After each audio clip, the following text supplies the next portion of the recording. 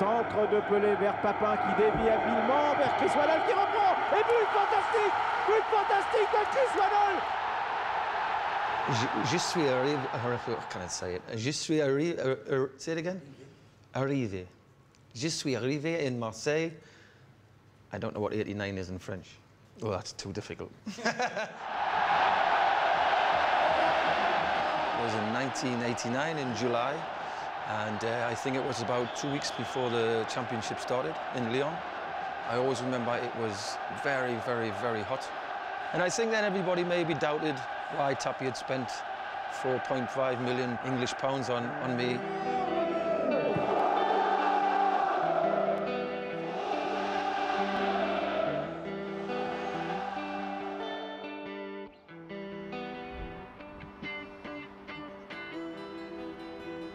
I grew up in Gateshead, which is a suburb of near Newcastle, and I played football with, I had 2 older brothers, and my dad was football crazy, so I played football at a young age and started playing from about 3, 4. Then I got in the school team at 6. Maybe when I got to 14, I went to Coventry City, and I stayed there for 2 years. But when it came to getting 16, where you get in France a cadet, they didn't offer me one, so I had to leave school, and I started working. And I worked for 2.5 years in a factory which made seasoning, flavouring for sausages and pies. Then I played amateur football with a team, and in the season I would play very well. I developed, I grew, I got taller and stronger. And Newcastle came, Sunderland came, other teams, Barnsley, and they all come and watch. And then at the end of the season, Newcastle said, we'll give you a 1-year contract, which I took, and I leave my job. And I started at Newcastle. I had a 1-year contract. So I stayed at Newcastle for 5 years, and I went to Tottenham, which I signed for 4 years. And as I signed a 7-year contract, 3 months later, we're in Marseille. L'OM nouveau était au grand complet sous l'œil attentif de Michel Platini, les anciens et les dernières recrues, Chris Waddle, Jean Tigana et Alain Roche. Where, when they offered the money at Tottenham, I think Tottenham said, if you pay this amount, you can have Chris. And they didn't think Bernard Tapie would offer 4.5, whatever, million pounds. And they said, if you offer this, you can have him. And they thought he wouldn't offer it, and he did. So it was a little bit of luck, really.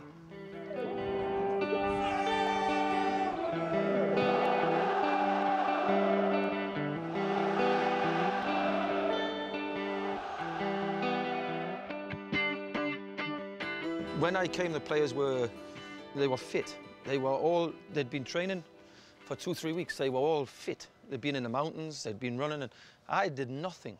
And I walk into this team and I think, you know, it was completely opposite, you know, and the heat.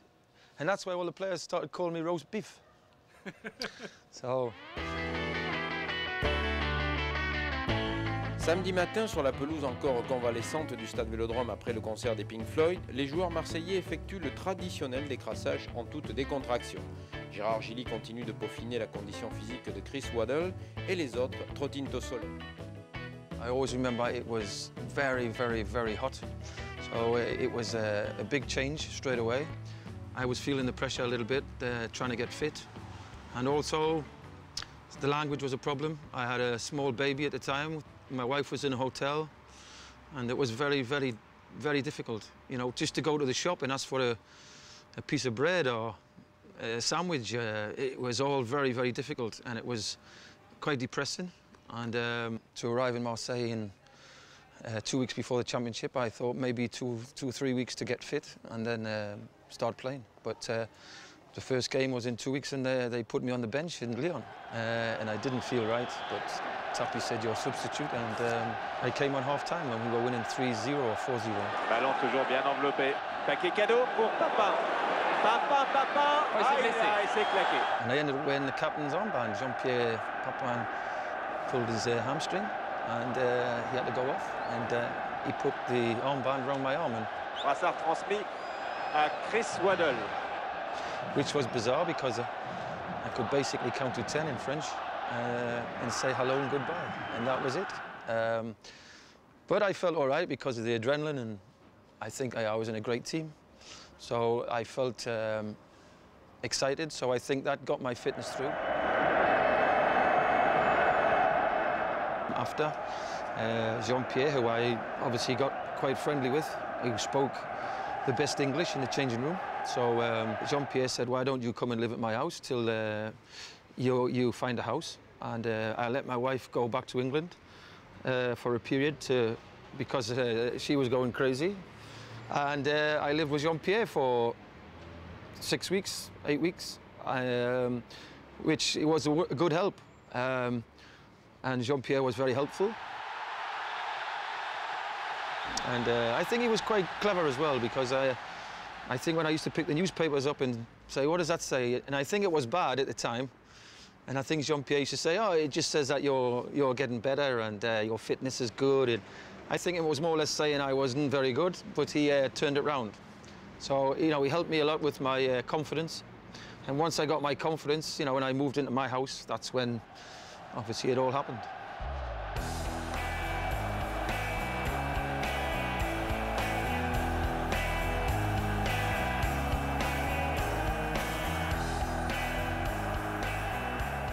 « 29 ans, pied gauche redoutable, Chris Waddle, l'ancien numéro 9 des Spurs de Tottenham, commence à trouver sa place aux côtés de Jean-Pierre Papin et Enzo Francescoli. Un but contre Toulouse, quelques passes en profondeur particulièrement bien ajustées contre Montpellier. Chris a su adapter son jeu à celui de l'OL. When I played in England, I always played on the right wing.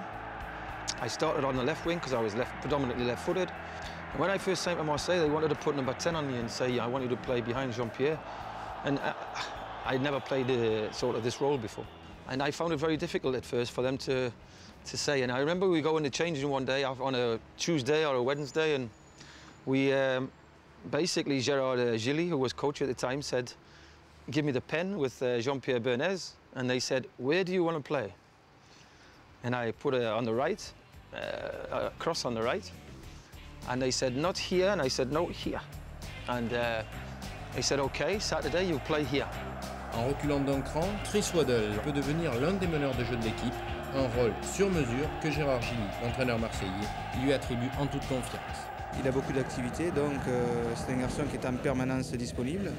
Et quand il a le ballon dans les pieds, il lui est très difficile de lui prendre. Et comme il sait l'utiliser, je crois que quand sa progression sera terminée, ce sera un élément intéressant.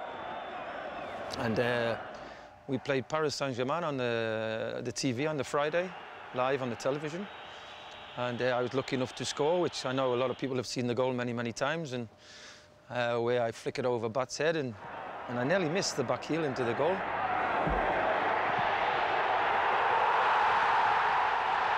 And then after, they said, OK, this is your position. It was strange because they spent so much money buying me. Yeah, they didn't know where I played really properly, and it was really all bizarre how...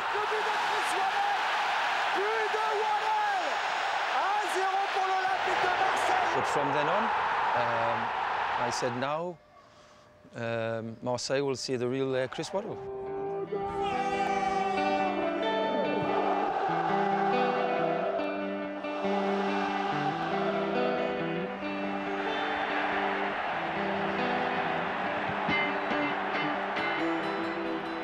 You know, the way I played football, I was on the top of my game. I was 29 when I signed. You know, when you play for Marseille, it's not as easy as people think. You have to win every game. You have to perform well. And every team wanted to beat us. So every game, you could never relax. You could never say, oh, yeah, sure, when you're 6-7-0 up, you can relax. But when you cross the line to start the game, when the referee goes, you have to be completely mentally strong. So if we played a team who said, the only way to beat Marseille is kick them, we had players who could say, come and kick us. And if the other team said, no, you have to play football against them, you beat them, we play football. Allez, Manuel Amoros pour frapper corner, ballon tendu, avec Chris Waddle, là c'est pas fini. Faute de frappe, pied droit, oulala, ballon piqué. Oh le but, oh quel but. Oh quel but, signé Chris Waddle. Magnifique ce but de Chris Waddle, pied droit. Alors tout le monde le cherche, allez où Chris Waddle, et bien le voilà. C'est pourtant à Waddle que reviendra le privilège de parachever le succès olympien sur un de ces buts dont il a le secret et que je vous laisse admirer. C'est Chris Waddle qui va encore alourdir la note, bien lancé par Jean-Pierre Papin, il croise et marque. Marseille battant 5-0, joyeux Noël, bonne année à tous et bravo Jean-Pierre Papin. Les champions de France ont heureusement pu compter sur un Waddle au sommet de son art. Nouvelle action de Waddle.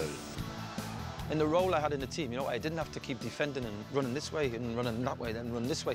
I basically had a license to play. And I was very grateful of Amaros was behind me, Gloma, Basil, Kazuni, or Carlas, or Dimico, or Deschamps, Germain. These players were very important because they stop the goals and they win the ball and they say, Chris, yeah, go. Without them players, I would not have seen the ball. Waddle, oh, la lucarne, elle est superbe. 4-1 pour l'Olympique de Marseille. Waddle, la frappe de Waddle dans le petit filet, premier but pour les Marseillais. Quand c'est pas dans le jeu, c'est sur coup de pied arrêté, Waddle. D'habitude, il les tire fort en contournant le mur et pas très haut. Ces coups-là, il le met au premier poteau, lucarne, ce qu'il voulait faire. C'est un des meilleurs joueurs du monde. Bordeaux, I remember we win 2-0 and I scored 2 goals. And I remember the coach was Goethals, who came to Marseille later. But I remember in the paper, they asked Goethals what they thought of me and he said, oh, he's okay, he's very ordinary. And, oh, I thought, okay. And when I scored the second goal, if you see the TV, I do run across to the dugout at the bench and I sort of say, who's ordinary? But maybe I shouldn't have done it, but he shouldn't have said what he said.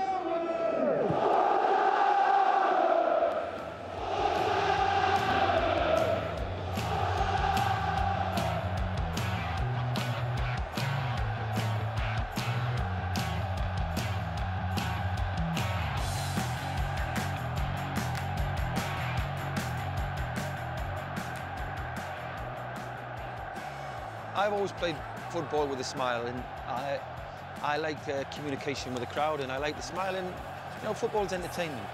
People pay a lot of money to go and watch a game, and I used to think, you know, if you go and watch a singer, you pay good money, you want to be entertained.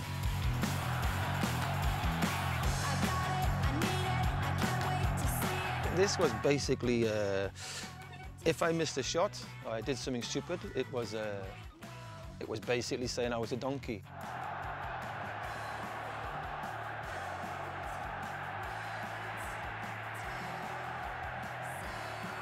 So I thought, you know, I'm not a player who runs around the football pitch and tackles everybody crazy like Dimico or like Deschamps. That was their game. They could win the ball very good and pass to the players. Very, very good. And I used to think, I can't do that. But what I can do is I can dribble and I can smile and I can communicate with the crowd. The crowd love skill, they love technique. And I knew I had technique and I had skill. So I thought, use it. And maybe I did it too much sometimes, but that was not just, it was entertainment for me.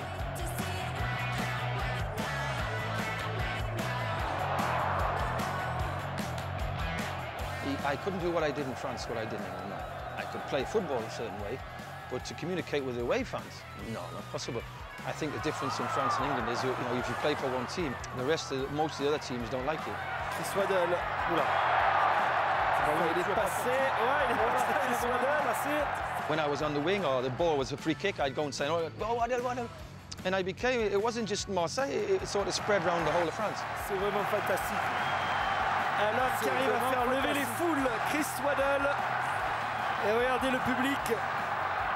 Quand je vous disais que c'était le vrai chouchou hein, du Vélodrome. Ah ouais. You know, when I see modern players now and modern pop stars, and I think, I had a small piece of that, and I know what it's like. You know, when I was in Marseille, basically whatever I did, I had a wine, Chris Waddle wine. I had, people used to copy my long hair. The amount of people who copied my hair was unbelievable. I had jeans, Chris Waddle jeans. Parking tickets, I had 50 parking tickets. The police, I never paid one. I had to just sign and it was a souvenir. Free meals, free beer, which was good. It was just, it was like being a pop star for 2 years. It was that bad. I used to go in supermarkets and I had to run. Girls were chasing me and everywhere I went, it was just crazy. And I always, you know, it was funny at the time. I look back and I laugh. And, but there was Waddle mania. And I enjoyed it.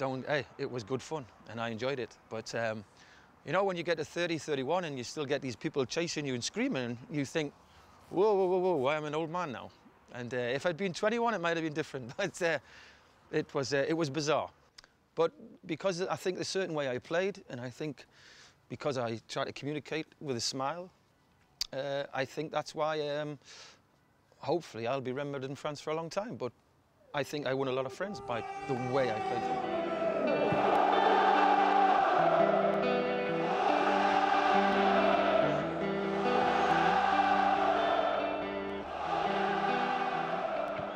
Three European Cups we played in. First one, obviously, was a big part of why I went to Marseille. I wanted to play in the Champions League now, and obviously it was very important to the club and obviously to the president. And you know, we had a good run in it, and we really thought we would win it. And I think everybody knows now. You know, when we had Benfica at home in the semi-final, we won 2-1 on the night, and we should have won 5 or 6. You know, we had the chances, and we had many chances. The goalkeeper played very well.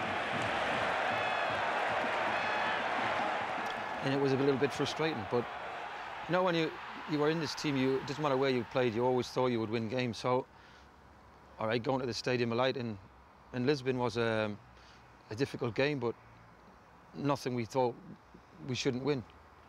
And I think everybody knows now about the handball and which cost to at the end.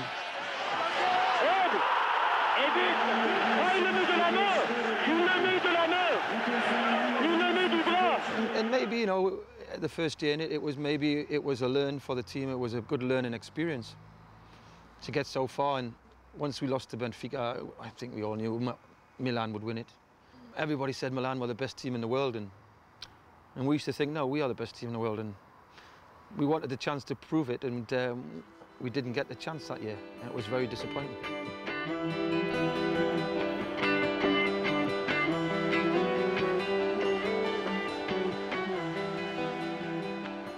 That year, when we go to the final, you know, we play very good football all the way through. We entertain, we score goals. Sure, everybody remembers the Milan game because it was Milan, and this was the chance we had to say who was the best team. And we go to the San Siro, and but we play some good football. We were excellent on the night, and we passed it and we dribbled and we caused problem after problem to Milan. And then I remember Biddy does a great dribble, gives me the ball, I get the gap, I see Jean-Pierre at the far post, and I thread the ball through, and normally Jean-Pierre scores. Un ange passe au-dessus de San Siro qui applaudit des deux mains ce trait de génie des attaquants marseillais. And we come off the pitch 1-1, and I remember everybody says great result, but you know, even then I was a little bit disappointed we didn't win. And when we go back to the velodrome, the ground was full about 3 hours before the game, I think, and the atmosphere was electric.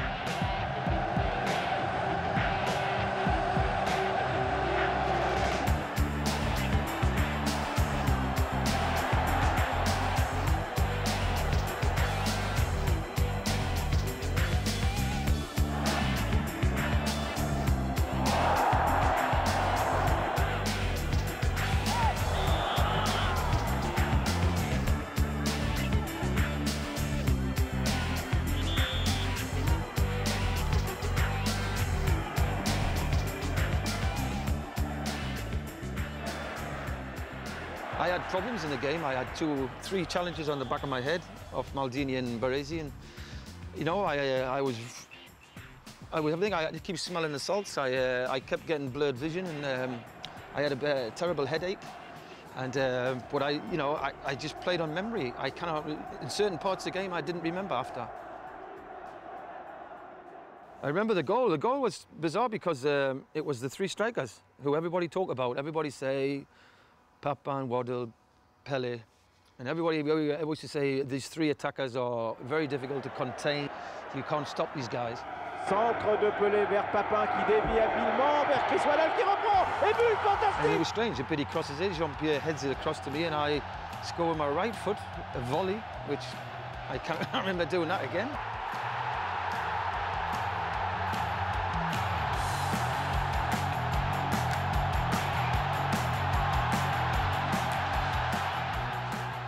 when the final whistle goes, I remember at the end I had a dribble through and I could have passed it, but I thought, I'm through.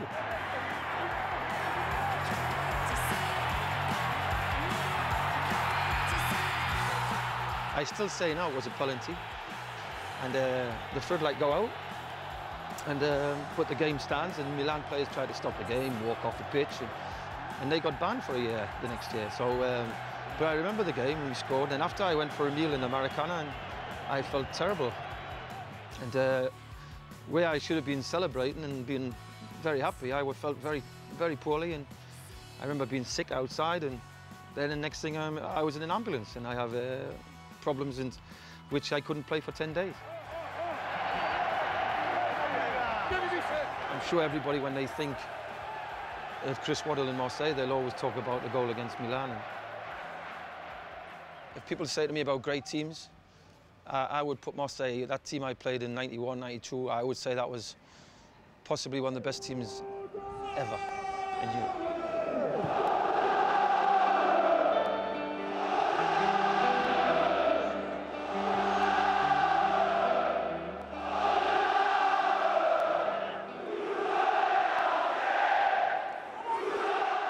It was strange. The club obviously financially were having problems, I think, with the money, and basically I got told that, you know, it was, I was quite happy to stay in France, but Bernard Tapie said, no, I can't let you play for another French team. It wouldn't be right. So he put a big price on my head, but he said, if you go back to England, I'll sell you for 1 million. So, yeah, also I looked at Spain and Italy, but the price was 4 million. At the time, 4 million was a lot of money. So to play for 4 million for 32 is a lot of money. But for 1 million, it was a good deal. I think really, when I look back, the sad part was it was not official when I left. I think nobody really knew I was going to leave.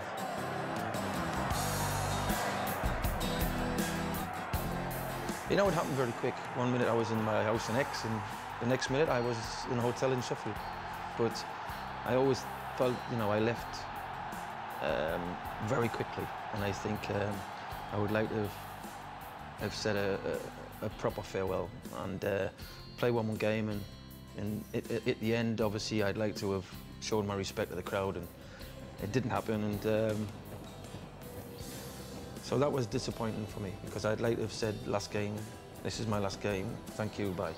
L'accélération de Jean-Pierre Papin pour Qu'ils, c'est bien joué là avec Waddle. extérieur du gauche. Ah, le petit extérieur du pied gauche, là, magnifique, et surtout le centre de JPP qui est superbe. Alors habituellement c'est l'inverse, hein. C'est plutôt Waddle qui déborde et qui centre au cordeau comme ça. Il fait jamais rien comme les autres, Qu'ils. You know, when you're working in the factory and somebody says you'll finish with 62 caps, you think, no. So, you know, it was all, everything was positive, you know, and I look back at my career and I always think, you know, from starting, everything went, I've had a lot of good things, and I've had more positives than negatives. So I've played for some big teams, played with some fantastic footballers. I've had some fantastic fans. So when I look back, I still play now, not in front of crowds, but I still play football now, and I look back and I have fun memories, I have good memories, which nobody can take them away.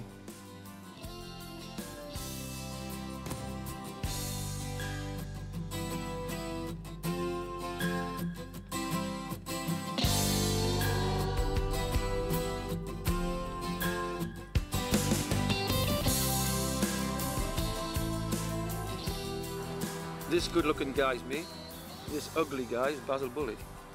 Now, Basil came to me with an idea about making a song called C'est Mama, Saga Saga Dance. You know, this is a blue pen on a blue shirt. Voila!